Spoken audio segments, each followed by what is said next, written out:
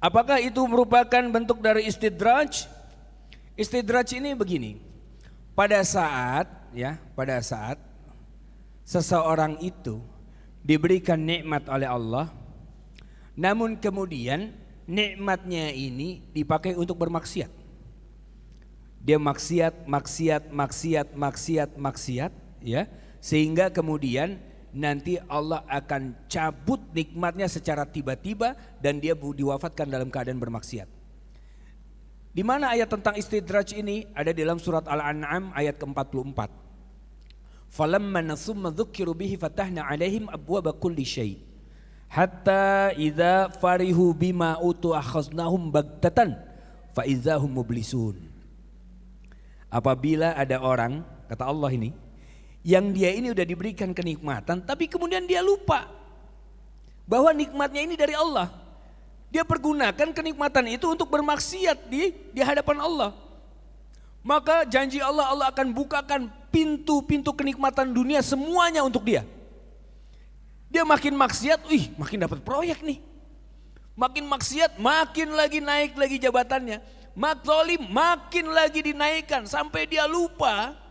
Niatnya Allah untuk membuat dia lupa betul-betul kepada Allah. Nanti di puncak kemaksiatannya Allah cabut nyawanya secara tiba-tiba. Faizahum mublisun. Maka dia pun akan berputus asa. Na'udzubillah. Nah, bagaimana dengan orang yang niat hijrahnya untuk mendapatkan dunia? Apakah ini juga merupakan suatu istidraj? Ya. Iya. Ujungnya bisa ke sana kalau dia tidak segera bertobat di hadapan Allah.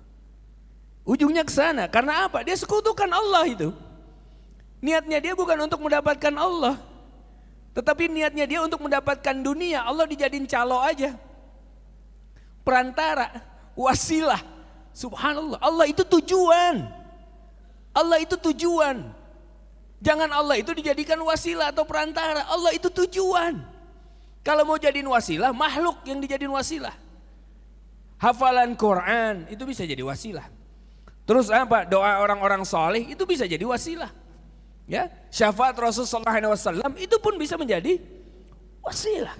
Tapi Allah adalah tujuan. Teman-temanku yang soleh dan solihah. Allah itu tujuan. Maka lihat, ada orang yang sholat karena mengharapkan dapat surga. Salah enggak? Enggak salah. Karena memang Allah janjikan itu kan. Tapi sayang kalau kita menjadikan surga hanya menjadi tujuan. Padahal tujuan sebenarnya adalah dapat melihat wajah Allah. Wajah Allah bisa dilihat cuma di surga. Enggak ada di tempat lain. Masa cuma lihat wajah Allah doang Ustadz? Apa enggak bosan? Antum lihat bintang film, model, dan lain-lain yang kita ngefans sama orang ini. Kira-kira bosan gak ngeliat wajahnya? Enggak. Pas dia muncul, jungkok misalnya. Padahal gak ganteng-ganteng amat si jungkok. Ya, kalah sama siapa ya kalau menurut saya? Ini menurut saya subjektif loh ini. Kalah sama Ongki Alexander. Wah, yang tahu Ongki Alexander berarti umurnya nggak jauh-jauh. Yang nggak tahu jauh berarti. Katanya filmnya muncul lagi ya? Benar nggak? Ada catatan si Boy, benar ya? Oh ada tuh benar, yang ngikutin tuh. Yang main tapi bukan Ongki Alexander kan ya? Ngeskolot kalau Ongki Alexander rumah. Bukan catatan si Boy, catatan aki-aki yang ada.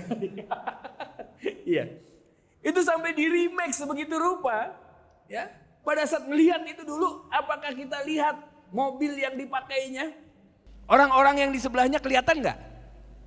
Enggak, fokusnya sama wajahnya aja kan? Nggak ngelihat yang di samping-sampingnya. Nanti masuk surga, surga itu emang indah. Tapi jauh lebih indah wajah yang menciptakan surganya. Jadi saat menatap wajah Allah itu, ya Allah, blur kanan kiri kayaknya. Kita udah nggak fokus sama kanan kiri, fokusnya di sini aja. Satu lagi contoh ini. Nabi Yusuf alaihissalam. Itu kan ciptaan Allah. Itu para wanita sampai motong tangannya, jarinya berulang-ulang nggak kerasa. Kita mah kepotong keiris dikit aja, belum kepotong, keiris doang nih. Aduh, mau lagi nonton apa kek, mau di depan seganteng apa, secantik apa, keiris mah aduh pasti begitu. Ini enggak, berulang-ulang. Kayak apa Nabi Yusuf wajahnya.